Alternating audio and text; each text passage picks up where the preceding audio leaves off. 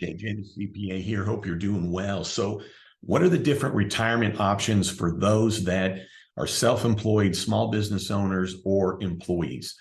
So I'm going to bring up a chart here in a second. I'm going to walk through the different ones and in essence, kind of give you an idea about each one of these. So let me pull that up really quick. So I just pulled this up really quick. I'm going to visit with you about it, but here's a summary: retirement options. And you're right, there could be a defined benefit plan or a 403B and whatnot, but these are really the ones 98% of the time, if not 99.9% of the time, we're dealing with. So here are the different plans for 2022, the limits. I'm going to give you the ones for 2023 as well. If you're 50 and over, here's the limit. Here's kind of the average fees. Here's the due dates. And then if it has an employer match. So right there, you can just go ahead and hit pause, screenshot it. I'm going to give you a link that you can go and get this as well. Of course, you can Google all this stuff. I know it. But for 2023, here are the amounts. They went up. Everything went up in 2023. So you can pause and screenshot it. And if you got what you needed, then thanks for watching. I am going to let you know real quick that I'm going to just do a quick video here, believe it or not.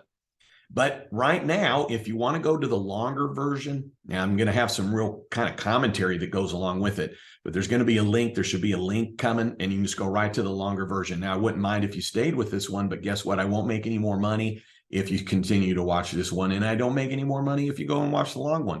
Now, if you do want to watch this one, then at the end over here, I'll have a link to that longer one if you want to look at that as well. So let me go ahead and share this screen again.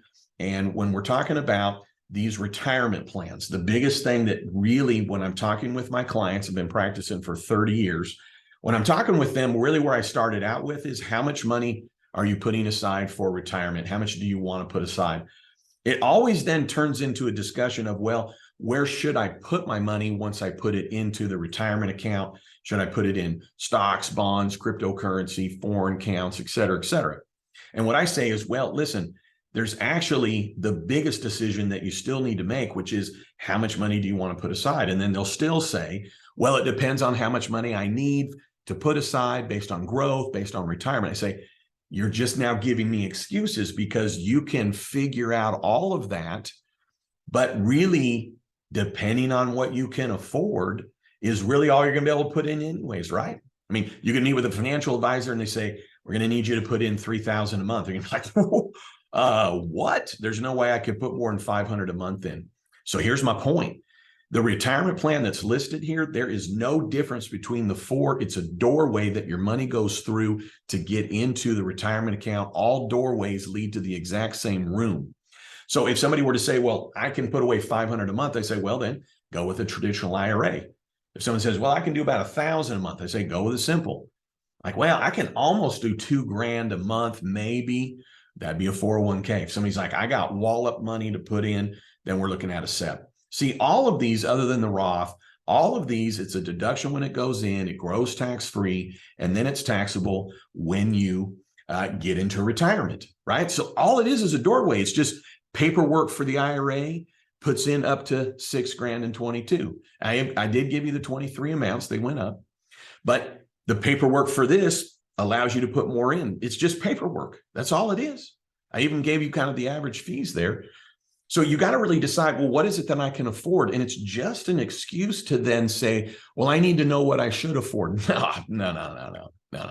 What is it that you can afford? Let's get it going, right? Now, here's how I kind of equate it, right? Many say, well, I need to know what path I'm going to go down. And if we're kind of back, I'm from Oklahoma, right? So we still ride horses here. We still got, buggy and carriage and all that kind of stuff. That's how I get to work every day. Of course, I'm kidding with you. But what I'm getting at is that many of my clients are like, well, I need to know what path I'm going before I kind of really decide how much money am I going to put into this. And I say, listen, you haven't even bought the horse. You haven't bought the cart.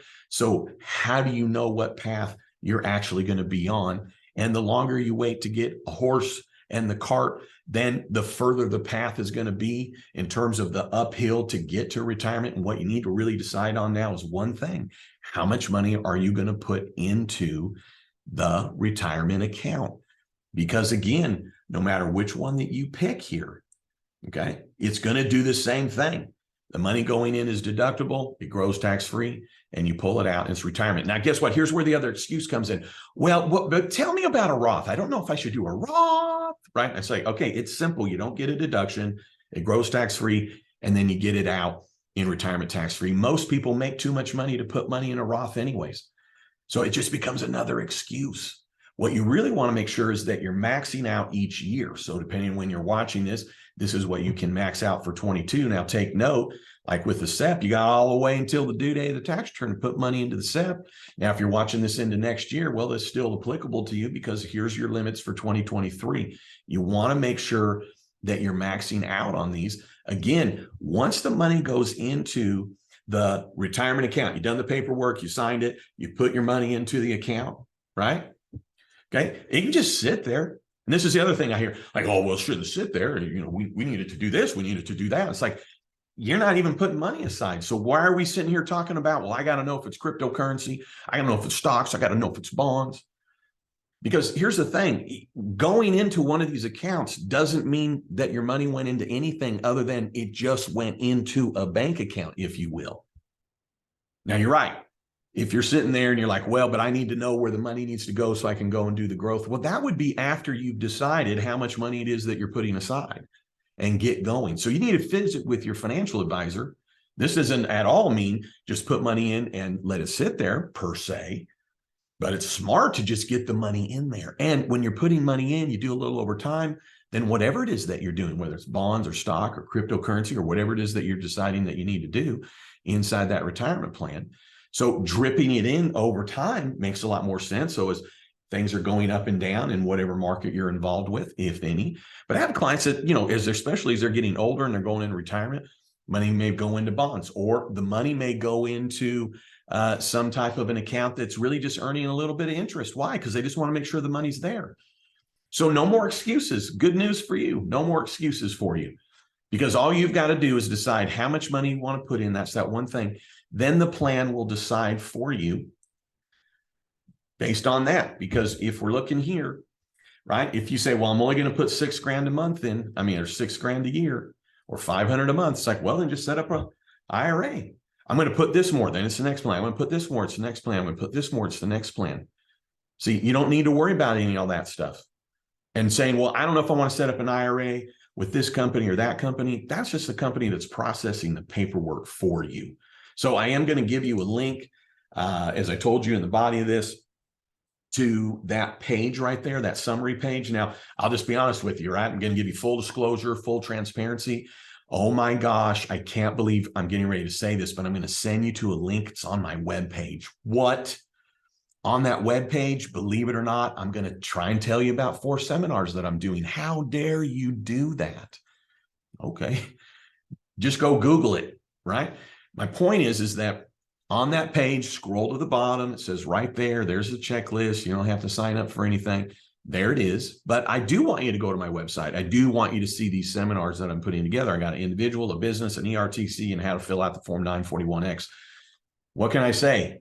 I made my 10th of a penny, which I appreciate you. Love you for it. You made it to here. I didn't make any more money. I don't need you to necessarily go and click. But what am I trying to tell you? I'm a certified public accountant. I've been doing this for 30 years. I'm sharing information with you that I share with my clients. I do seminars around the nation, all 50 states.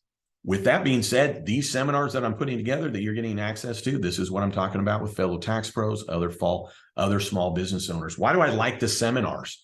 Since you're still listening, why do I like these seminars? Because when I do a YouTube video, guess what? Maybe someone listens for 30 seconds. Why? Well, it's not because I stink, because you can't smell me. Maybe you didn't like my hair that day. Well, that's probably not possible because it looks the same every single day. My point is when somebody's watching a YouTube channel, right, video, who knows what their capacity is in terms of listening? Who knows what their investment is in terms of that information and wanting to do it correctly? So as a CPA, when I can do a seminar and give you access to it, I can give you PowerPoint and the materials that go along with it.